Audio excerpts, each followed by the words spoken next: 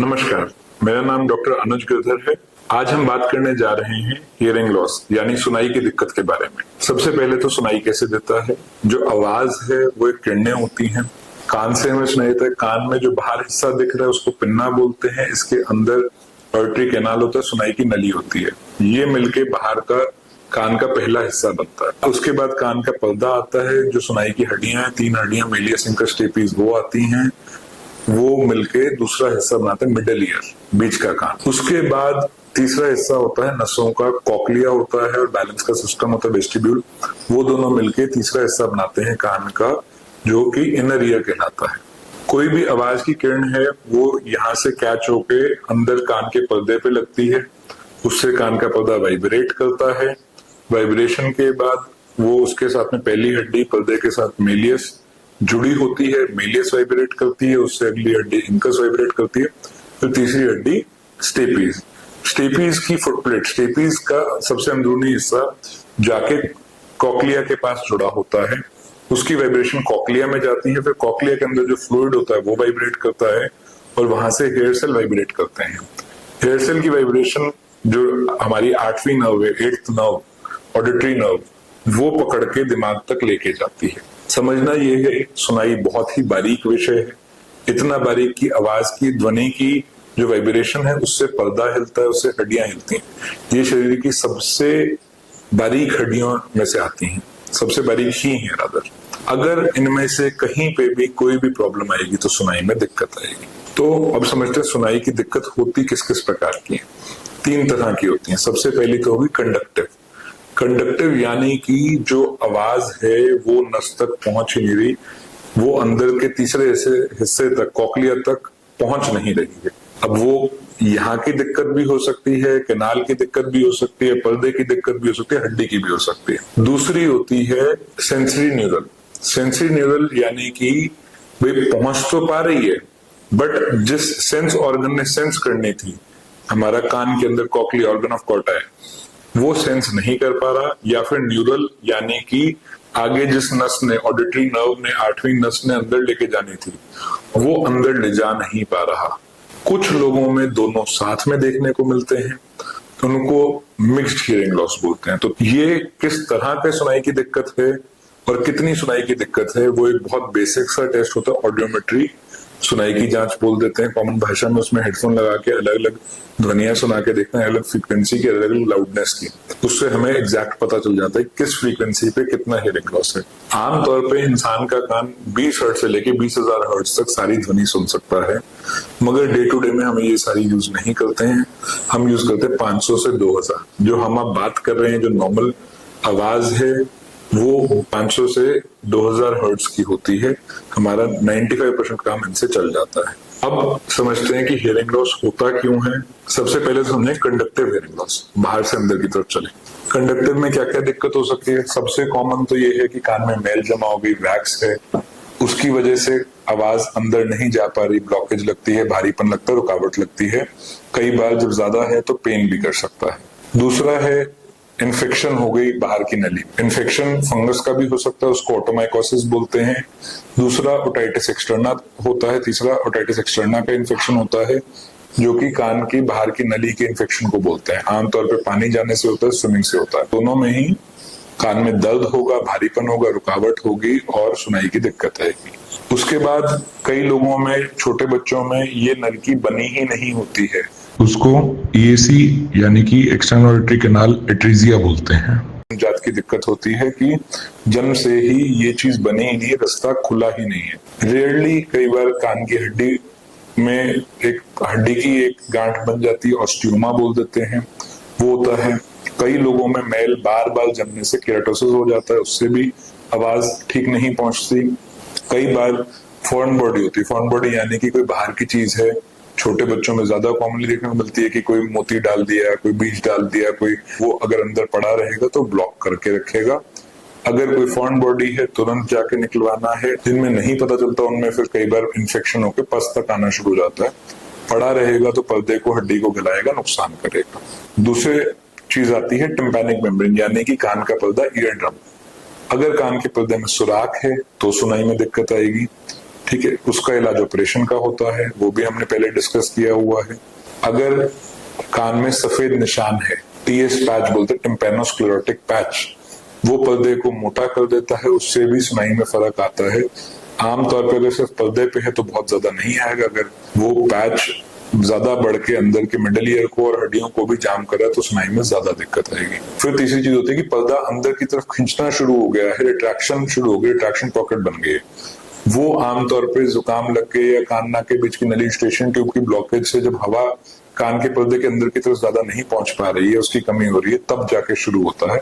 Retraction की वजह से पर्दा अपनी जगह से हिल जाता है और वो वाइब्रेट अच्छे से नहीं कर पाता, तो हियरिंग लॉस होता है। फिर आते हैं मिडिल ईयर पे। अब इसमें पहली चीज तो इन्फेक्शन है, एक्यूट इन्फेक्शन है तो भी दिक्कत होती है, जब लंबे समय तक इन्फेक्शन होती है तो भी दिक्कत होती है, तब वो पर्दे में सुराख करके बाहर भी आ जाती है। एक्यूट को एक्यूट ओटाइटिस मीडिया बोलते हैं, जो लंबे समय से उसको क्रॉनिक ओटाइटिस मीडिया बोलते हैं।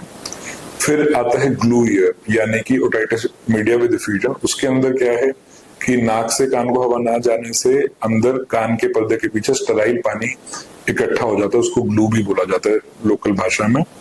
उससे भी पर्दे की मूवमेंट कम होती है, वो बड़े आराम से एंडोस्कोपी पे और इम्पिडेंस ऑडियोमेट्री पे पकड़ में आ जाता है। फिर आते हैं ऑसिकुलर चेन, यानी कि जो 3 हड्डियां हैं उन पे, उसमें अगर तो कोई हड्डी गल रही है तो चेन डिसकंटिन्यूटी हो जाएगी, पर्दा ज्यादा वाइब्रेट करेगा, जरूरत से ज्यादा वाइब्रेट करेगा, तब दिक्कत आएगी, तब सुनाई खराब होगी। अगर अंदरूनी हड्डी होती है, स्टेपी सबसे अंदर जो हड्डी होती है वो कई बार जाम हो जाती है, ऑटोस्क्लेरोसिस बोलते हैं, हड्डी पूरी तरह जाम हो जाती है तो वाइब्रेशन अच्छे से अंदर पहुंचाती नहीं।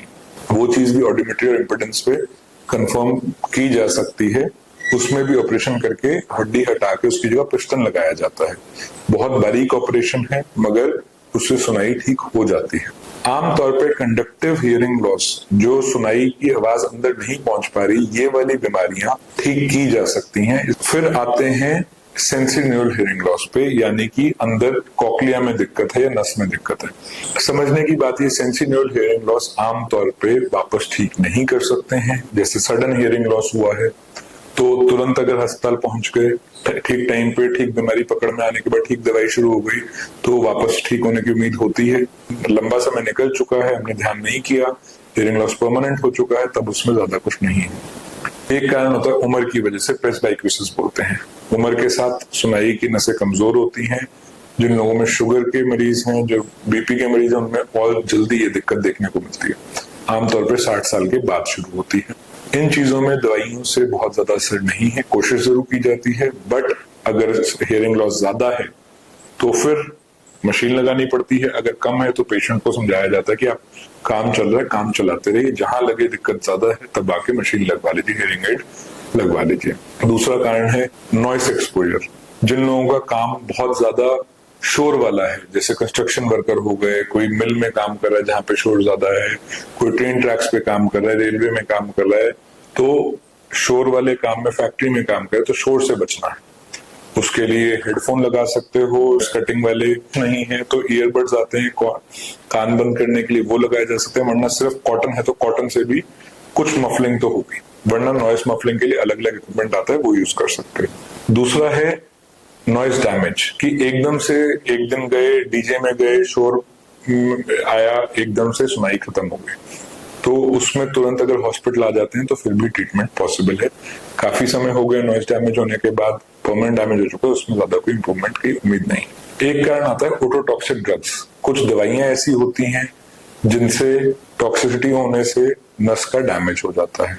दूसरा एक बीमारी आती है मीनियर्स डिजीज, बहुत रेयर बीमारी है। इसमें सुनाई की दिक्कत के साथ में चक्कर और कान में लगातार टिनाइटिस जैसी आवाज भी आती है। इसका भी इलाज मुश्किल होता है बट किया जाता है। कई बार जेनेटिक प्रॉब्लम होती है जिसमें सुनाई की नस बनी ही नहीं है, सुनाई के जो अंदर कॉक्लिया है वो बना ही नहीं, जो सेंस ऑर्गन है वो ही नहीं बना। वो चीजें पैदा होते ही, आज की डेट में गवर्नमेंट का गाइडलाइन ये बोलता है कि हर बच्चा जो अब पैदा हो रहा है, पैदा होने के बाद उसकी एक जांच होनी चाहिए, OAE बोलते हैं, ऑटो अकाउस्टिक एमिशन। ये बहुत बेसिक सी जांच है, हर जगह आपको ENT सेंटर्स पर आराम से मिल जानी चाहिए। यहाँ पर हमारे पास भी उपलब्ध है।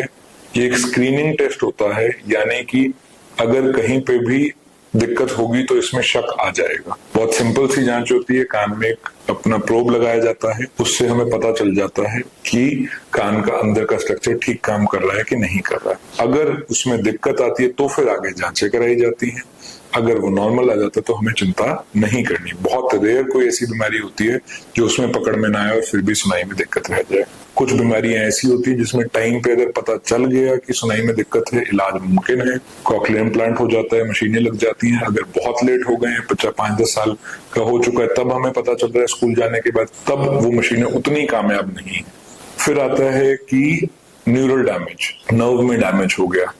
नर्व कई बार बनती नहीं है, कई बार कुछ बीमारियां हैं कि नर्व के अंदर ट्यूमर हो गया, अकाउस्टिक न्यूरोमा बोलते हैं, 8th नर्व का ट्यूमर होता है, MRI पे पता चलता है। फिर कुछ जांचें कुछ होते हैं कि भाई ऑर्टरी जो आपका पाथवे है सुनाई दिमाग तक लेके जा रहा है वो अच्छे से काम नहीं कर रहा, वो सब आगे बड़ी जांचें होती है, बेरा होती है, उन सब में पता चलता है। ये आपके कॉमन कारण थे हियरिंग लॉस के। अगर हमें इनमें से कोई भी चीज का शक है तो आके चेकअप कराइए, ENT सर्जन को दिखाइए और अपने कारण को जल्द से जल्द खत्म कीजिए। जितना बीमारी पुरानी होती जाएगी उतना ठीक करनी मुश्किल होती जाती है, उतना नुकसान बढ़ता जाता है। कोई डाउट है तो कमेंट में पूछ सकते हैं और अगर वीडियो पसंद आई तो लाइक और शेयर कीजिए। Thank you.